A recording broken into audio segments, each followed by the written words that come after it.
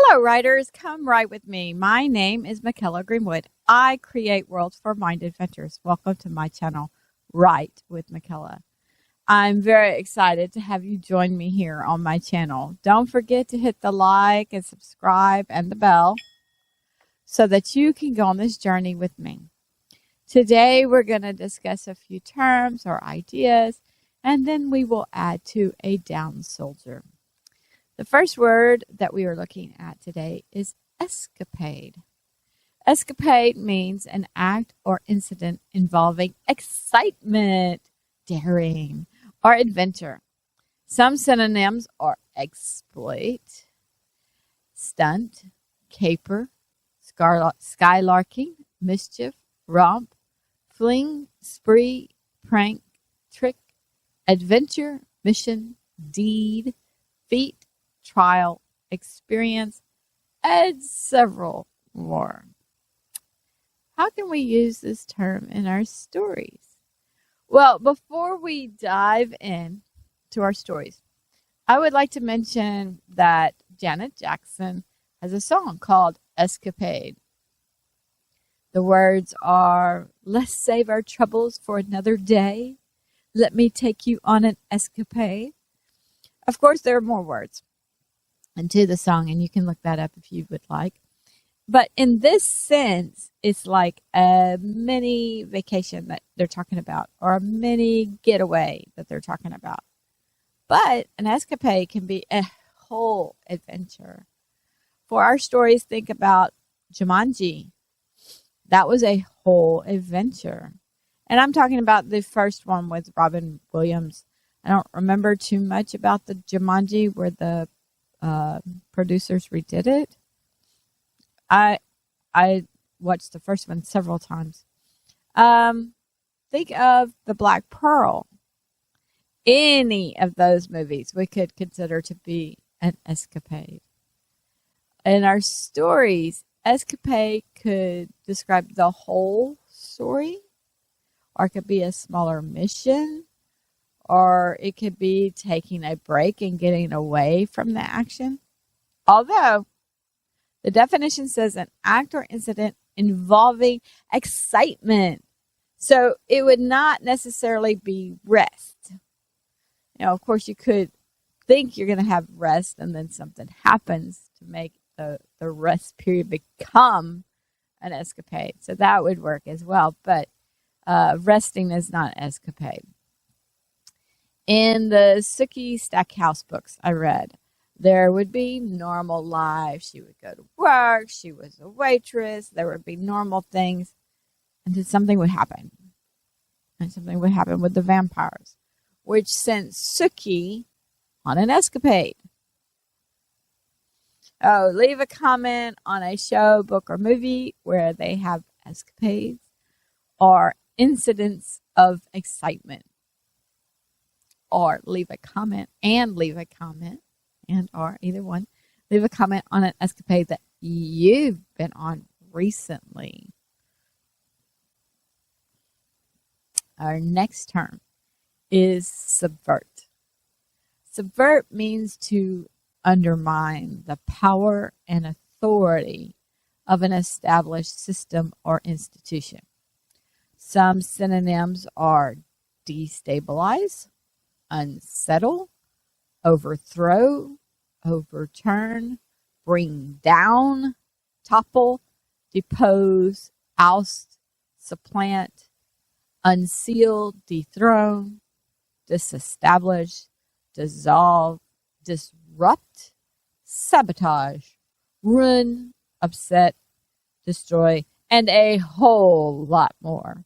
I think the page just kept going. I remember. So, what does this sound like? It sounds like what we want our protagonist to do to our antagonist most of the time in most of our stories, or many of our stories. It doesn't have to be that way. So, in Derek Gunn's Vampire Apocalypse series, in the end, the protagonist or the humans, they didn't win. And they didn't overthrow the vampires. But their fights destabilized the vampires' organization or rule. So there was hope. There was hope. But the ending of book 4 was quite disappointing because, we in the West like our happily ever after, and Derek Gunn didn't give us that. I did kind of build things up. I don't think book 4 should have been the end of the series, but it's been a long time, and I think the last one was written like 2014, so that's like 10 years, and there's no book 5. So that book, it seemed like there was a lot going on, and we seemed to be in the middle of the story. So, but if that's the end, it didn't end the way we in the West like. Now, like I said, we don't have to use this just for the protagonist overthrowing the antagonist. You could start with peace, and the antagonist could subvert the peace and throw things into chaos. Then it might take time for the protagonist's side to organize and win back their organization or their rule. So leave a comment on a show, book, or movie where one side or the other subverted things. And it could be a family show where the teens subverted their parents' rule, or one parent gives permission when the other one wouldn't. And so the teen knows to go ask this parent and not to ask that one. Kids are really smart about that kind of stuff. Now, as writers, we can combine the two terms for today. We could combine any of the terms that I've suggested, but let's take the two terms today. We can use an escapade to subvert things. So if you're writing comedy, then characters on either side could have an escapade that subverts the plans and causes things to go astray. You don't have to have comedy. Like I said, I'm just throwing ideas out there. So you take it and you run with it. You go build whatever world you want. You could have an escapade that accidentally helps things. You are the writer. So experiment, play around, see how you can combine these terms. Do they go on an escapade and then it kind of leads into something else? So subverts some things, subverts the order, subverts the plans. Does it, disrupt things? In the series that I'm reading by Garth Nix, the trustees are trying to subvert the will of the architect. That's the main plot line. And Garth Nix personifies the will. We discussed personification in one of our episodes. And so this personified will brings in author to write things. Incidents happen that cause author to embark on escapades to gain control of the keys to the kingdom. So have fun with both of these ideas. I'm sure you can leave comments of all kinds of places where things are an escapade or things are subverted or whatever. Now let's turn to your stories with a down soldier. First, remember that all works shared on the channel are copyright protected, so there is no worry. Send in your writings to writewithmykela@gmail.com. I look forward to reading your stories and to reading your stories on the channel. And no polishing necessary. We're here just to have fun, just to hang out, and there's no polishing necessary. I was reading the scripts before I read them to you today, and I found in one of the scripts I found WHEN, which is like the time. When will this happen? And it should have been when, like we win, WIN. Like, how did that get typed like that? So no polishing necessary. We can read it on the channel. And when you have somebody read it out loud, then you're like, oh, what kind of mistake? Of course, that one, when somebody read it, you wouldn't see it, but the person reading it would see it. Okay, So a down soldier, we've written on this 15 times. We started this story in season 3.1, episode 11. And I will list the rest of the episodes in the details below. Just push them more. So if you remember back, the first writing prompt was to imagine a soldier that came to after a big battle. And then we went from there. And that writing prompt is also in the description below. You can screenshot it and start today. If you haven't started already, start today. We do not have a shared plot for this, but I hope you are having fun. If you're a veteran and you've been in war and this actually happened to you, then if you're not having fun, but it's therapeutic or it's helping you to work through some things, then that's great as well. I would really love to read your writings if you've been through this, because that's us as writers, we have to take real life and kind of put it into a story format. So it would help us if we could see your opinion. For everybody, I hope you have an intriguing protagonist. If you're the vet from war, then you can write yourself into the story and you can be that intriguing protagonist that we read about. I hope you have an active goal or problem and you have stakes of some kind, plus a ticking clock. And all of that is interrelated and building to a climax, your climax. These are the elements to a good story, along with some good editing like I mentioned above. So pause the video, go write a page or two, at least a paragraph. A paragraph can be about 500 words, well, depending on the size of your paragraph, And when you're writing, I know when we were in school, they told you, your paragraph, you have to have like an intro sentence, and then you had to have 3 sentences about the subject, and then you had to have a concluding or summary sentence. That's not what I'm talking about here. This is creative writing. A paragraph in my books actually could be just 1 line. It could be 500 words. It could be 1 sentence, because if you have characters speaking, then each character that speaks would be a different paragraph. So all of that stuff that you learned on how to write an essay and all that stuff that you learned in school, how to write a paragraph, that's not what I'm talking about here. I'm talking about events and like I said, if you have 1 character speaking and then another, that's a different paragraph already. If you're describing a certain scene, that's a paragraph. So I would hope that you would write at least a paragraph. You don't want to stop in the middle of a scene or the middle of a setting or whatever you're doing with this paragraph, middle of a sentence. So pause the video, write a page or 2, or at least a paragraph. A lot of writers aim for 500 words a day, and I aim for an average of 500 words a day. So see if you can use this writing prompt to meet your own personal writing goal, and leave those comments. What's your goal? And after you write today, then state, okay, my goal is 400 words a day, and I wrote 700.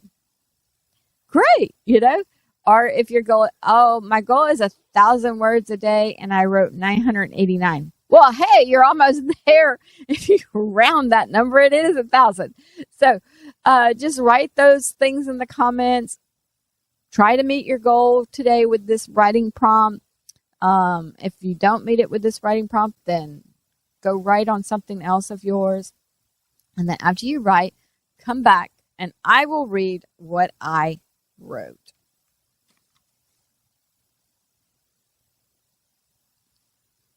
Welcome back, writers. Now let me read what I wrote.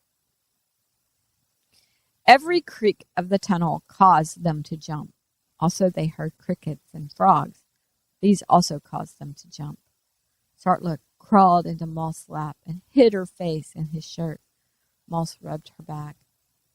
Kamek, in a way, wished they weren't in the tunnels. He felt trapped in here.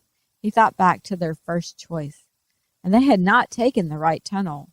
They had taken the left one. Had that been right? Could the lizard people have carved the words? That was a scary thought. Kamek looked over at the unicorn. He thought to him, "Were you the prophet? Did you cast the spell on the lizard people so they could not practice their magic in lizard form?" "I am not the prophet," thought in the unicorn. "I am the overseer of ceremonies." Kamek thought, what does that mean?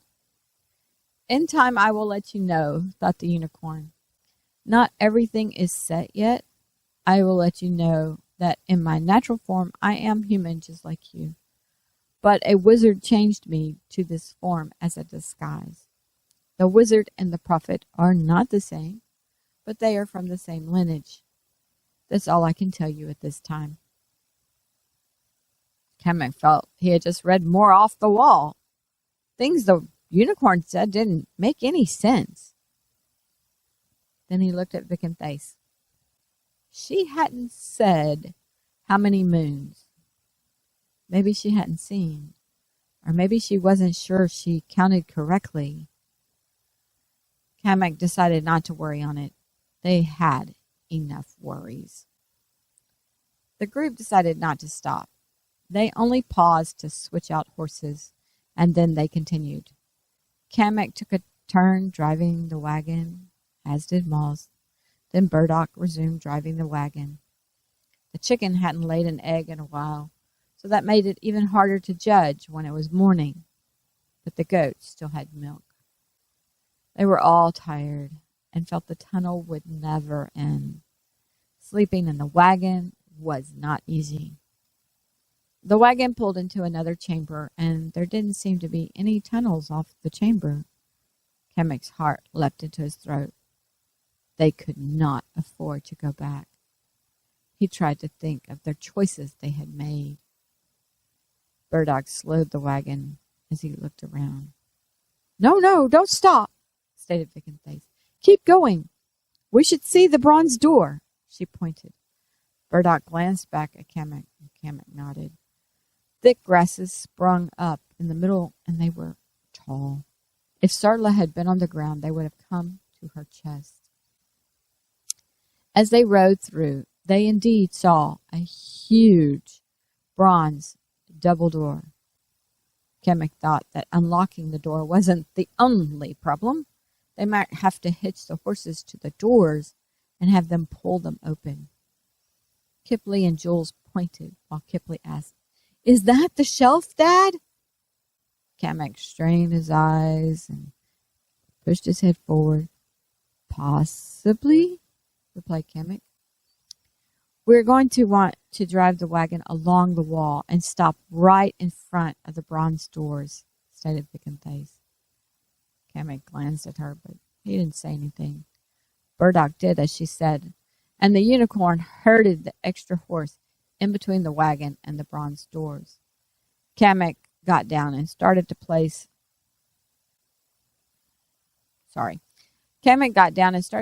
the chalice on the shelf when they heard the rumbling in the tunnel again. Kamek paused momentarily. Then he put the chalice on the shelf. Once the chalice was in place, Kamek could see a whole section of the ground start to move. The ground was cut in a semicircle out in front of the door. Kamek looked up to Vic and Thace. Their eyes met briefly, and then they both looked towards the sounds of the tunnel. Kamek realized that the doors didn't actually open, but the ground was rotating with them on it. The ground was rotating excruciatingly slowly. Kamek turned to Vic and Thace. "Did you know it would turn like this?" he asked. "No, I just saw us in the wagon beside it," replied Vic and Thace. "It needs to hurry up," stated Jules. "It's turning," replied Moss. "There's nothing more we can do." Moss got down off the wagon. He walked toward the front of the wagon, which was swinging out. Kamek joined him near the front. If they saw the lizard people, they would do everything in their power to protect the group. They watched across the chamber as the ground had rotated halfway around. Kamek glanced through the opening, and it seemed dark. They still had one torch that continued to grow. The ground continued shaking and rattling, and the whole tunnel shook and rattled, and dust was falling from the ceiling. Finally, when the ground had rotated more than 3/4 around, both Kamek and Maul saw the dust that they knew the lizard people were stirring up on the other side of the large chamber, and that dust rose up to the dust falling from the tunnel chamber, from the ceiling of the tunnel chamber. Both watched as their hearts pounded hard. Time slowed. They had their swords out, and they were in stance. Still, the rotation was very slow, and they could not speed it up. There was just a narrow opening left, and an arm came through and scratched Kamek. Kamek flinched, and Maul sliced off the arm just as the stone wall around the bronze door met the other side of the stone wall. They heard the crunching of bones and the screams. Kamek took in a breath. But then he realized they were still turning. "How do we stop the turning?" he asked. At that moment, the ground that they were on shook to a stop. The door with the stone wall was not flush with the other wall, and they could hear the chants from the lizard people on the other side of the thick wall.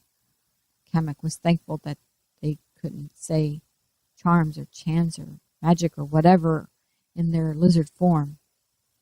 Then he turned and looked beyond the extra horse and the unicorn, and he saw Burdock. Burdock stood shaking and holding the chalice. He was shaking visibly. He was pale white in the light of the one torch. That's when Kamek realized they needed to remove the chalice to stop the rotating. I, stuttered Burdock. "We are glad you stopped the door from turning back around," stated Kamek. "What about the arm?" asked Smalls. "Can they," he glanced at Sartla, "can they resurrect the hole with a part?" "Yes, they can," replied Vicanthace as she got down off the wagon. She went to Burdock and took the chalice from him. "What do you need, Burdock?" "Ma'am, I don't want to trouble you," stated Burdock. "Oh, hog poop," stated Vicanthace. "You just saved all our lives. What do you need?" I think I need some new clothes," stated Burdock. Lillian got him out another set of clothes, and everyone gave him time to change and compose himself. Kamek thought with the unicorn on what they should do with the arm.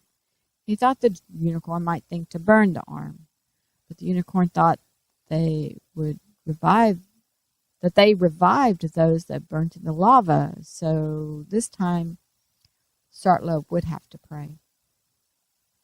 Kamek glanced at Maul's. He sighed. First he guided the horses with the wagon off the ground that rotated. After they were off that ground, Kamek said, "Malst, I know you are against Sartla praying, but the necromancy will work even if we burn the arm." "Necromancy," aspirated Lillian. "Oh, I heard resurrect, but... She glanced around and then fell silent. "Burdock and Lillian, I want you to listen to me," started Vicanthace. "You are not servants anymore. You are people. If we are to survive, we need your thoughts." "Well, if the part becomes the whole, then maybe the men can kill it. But what if the whole takes the chalice thing and places it on the shelf? We would surely lose our guts," put in Kipley. Lillian nodded at him. "Yes, we would lose our guts." "I don't want to lose my guts," stated Sartla. "Sartla doesn't know any prayers," stated Malls, "but she can repeat the lady's words." Up to this point, Kamek had been reading Vicanthace's book with his glass, and he had kept his book to himself. Now he pulled out his book and opened it. He flipped past several pages and took out his glass. Everyone watched him, but they didn't say anything. When Kamek found the passage he was looking for, he tried to hand the book and the glass to Vic and Thace.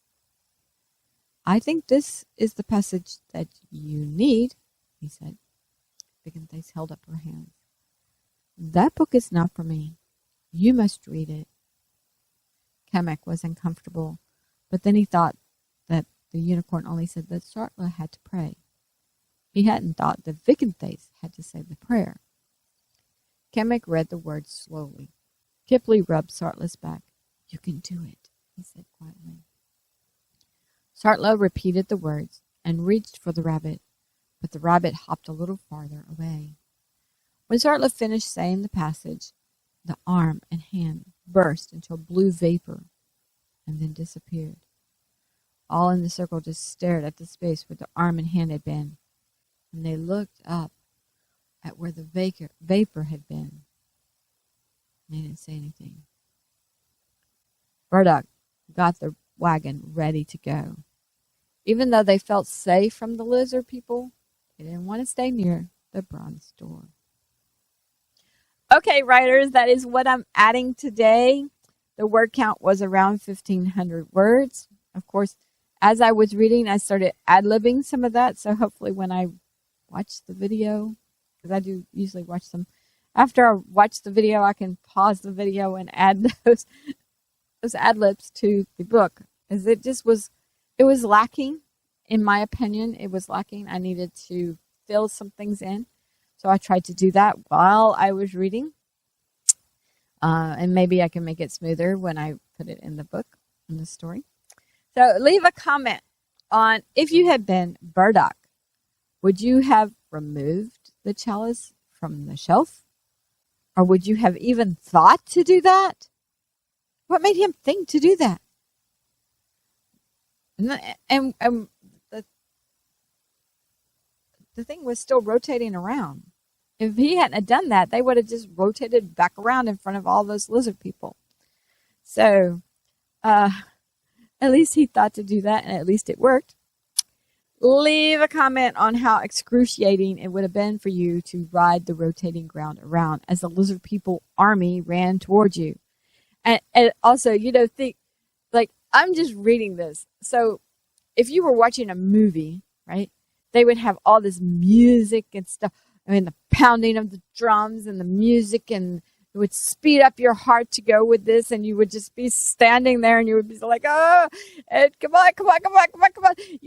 So if you were watching a movie, they could really enhance everything that was going. You could see all the dust. You could see the dust drifting down from the ceiling and the dust spurring up from the lizards running.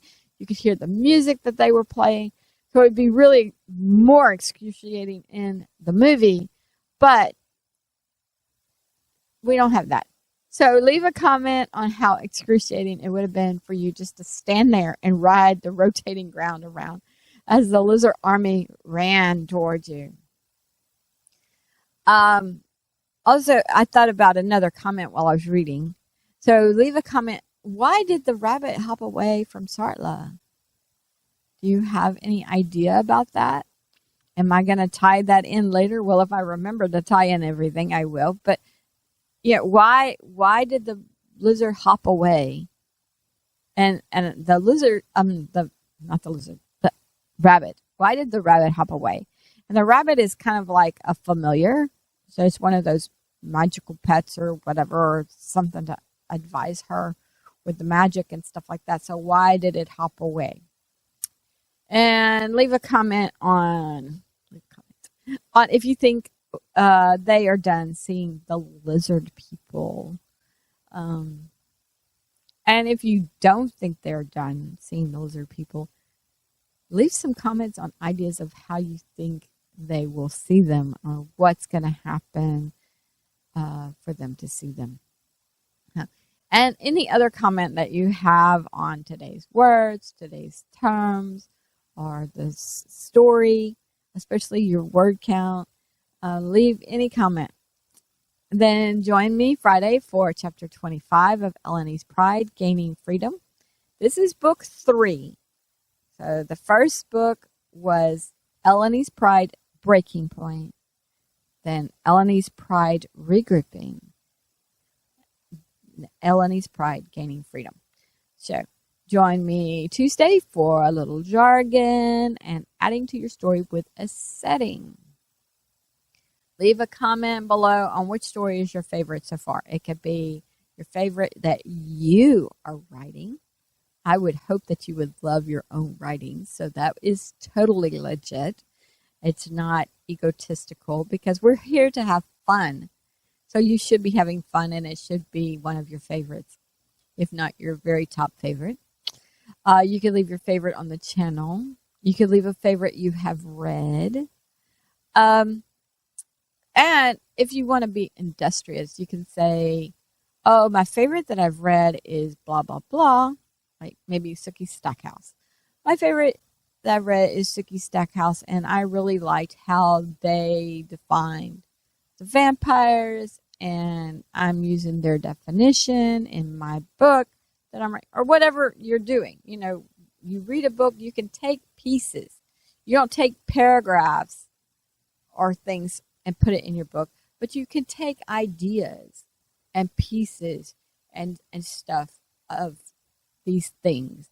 And I know that like that rotating ground, that's in several movies, even maybe even in Scooby-Doo, if I'm not mistaken. I know they had secret walls and stuff all the time, but I don't know if they had a rotating ground, but I think they might have. But that rotating ground is in a lot of things. That rotation around, or maybe like a bookshelf that just slides over, and then there's a tunnel, and then you go through and it slides back, and it looks just like a bookshelf and not a door. So there's all kinds of secret passages and things like that in movies. And so you can take those kinds of things from books, shows, movies, whatever. You can take those little pieces and put them in your story. So if you're industrious, take your favorite that you read and see if you've taken anything and put it into what you write. Also, leave a comment on what you are currently reading. It doesn't have to be your favorite one. It could be what you're currently reading. I'm still reading Sir Thursday, but I've been distracted reading books about diet and health. So I kind of paused Sir Thursday, and I'm reading Keto Continuum by Dr. Boz. Her full name is Annette Bosworth, MD, but she goes by Dr. Boz. She's on YouTube as well. And I've been doing a lot of fasting to lose weight. I started fasting because of Dr. Jason Fung to lose weight, because I want to get off the insulin, and because insulin is really bad for you. It's for type 1 diabetes. They need it to live. But type 2 diabetes already have a high insulin. So to give them more insulin, from all my research, giving them more insulin is really, really bad. So I want my health to be better. So I have to do my own research and do all this stuff. And I want to get off that insulin. I want to protect my eyesight. And if you've noticed, there's a little bit of red there because I keep getting shots in my eyes. So I'm trying to protect my house. So the health book has kind of taken priority. And with the Keto Continuum, I'm now trying to do keto, which means 20 carbs or less per day. And Dr. Boz does not want you doing net carbs. She wants you doing carbs. And so it's like, oh, that's a little hard. So I probably try to stay under 30 net carbs. And maybe eventually I'll get down to under 20 carbs. So I'm trying to do keto. I want to reverse my diabetes, which Dr. Jason Fung said is possible, but no doctor in the hospitals and stuff will say that. They say, oh no, if you're diabetic, you're diabetic for life, and you're going to continue to go down, and you're going to lose your eyesight, and you're going to get neuropathy, and you're going to do, they say all these negative things. But Dr. Jason Fung has given me hope to get off of that. And I know I'm off topic here, but this is life. I can put this in my story. Somebody tells you something that's very negative. See, that's how you take it. Somebody tells you something that they are so sure and is so negative, and then you can go and you can find another piece of information that is not as negative, that gives you the hope to survive or to get off of whatever. And so you can take that piece. You can totally take anything from your life and put it in your story. It wouldn't have to be diabetes, because I don't have diabetes in my settings. My settings are usually way back in time. But I could take another disease. I could take anything. So, but in real life, my life, I want to reverse my diabetes. And like I said, now you know why I'm reading this more and I pause the other. It's not that I'm not enjoying Sir Thursday, although I do not like the will, which is Damas Prius or whatever. The will has taken on a personification, or is personified. And I don't like that character. But I like Arthur, and I like the two other characters, Leaf and Susie. I like Leaf and Susie. I like those characters. I like the action once you get into it. So right now I'm kind of into a part where Damas Prius is orchestrating a meeting. And so I don't like it so much. But my health is more important. That's why I'm off topic right now. That's why I'm off topic. That's why I'm pause the reading, everything.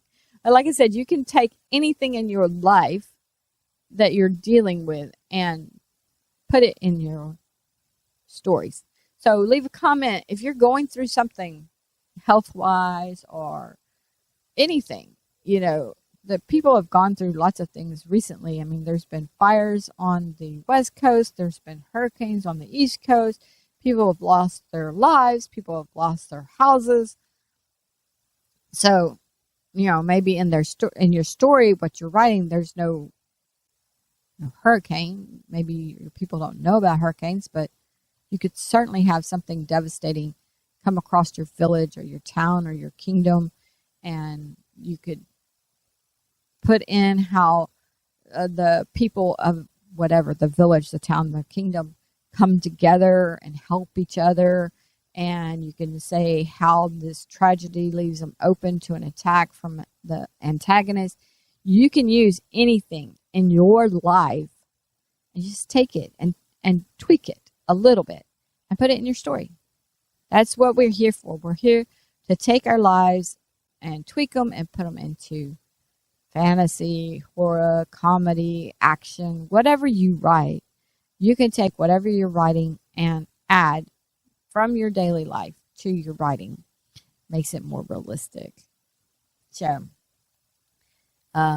sorry to be off topic, but I think you could take your real life and do that. And that's what I'm going to be doing, is taking my real life, and I'm going to be reversing my diabetes, and then I can add that reversal to any story.